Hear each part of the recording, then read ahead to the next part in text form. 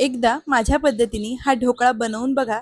बनवायला ही अगदी साधी सोपी पद्धत आहे आणि परफेक्ट असा जसा हॉटेलमध्ये मिळतो ना, तसा हा ढोकळा बनवून तयार होतो. तर एकदा तुम्ही सुद्धा ही रेसिपी नक्की ट्राय करा.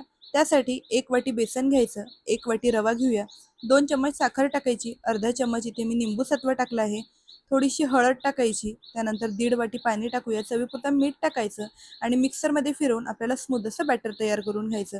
आता आपण यात 1 चम्मच तेल टाकायचं आणि आपल्याला हे व्यवस्थित मिक्स करून घ्यायचं आहे.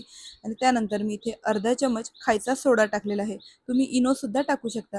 परत हे सगळं व्यवस्थित मिक्स करून घ्यायचं आणि परफेक्ट असं आपलं बॅटर तयार झालेलं आहे. एखाद्या भांड्याला तेलाने ग्रीस करायचं आणि आपल्याला हे बॅटर टाकून हलकंसं टॅप करून घ्यायचं आहे.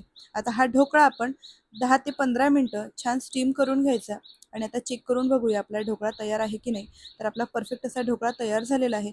हलकासा थंड झाला की डिमोल्ड करून घ्यायचा आणि आपल्याला हव्या त्या आकारात छान हा कट करून घेऊया.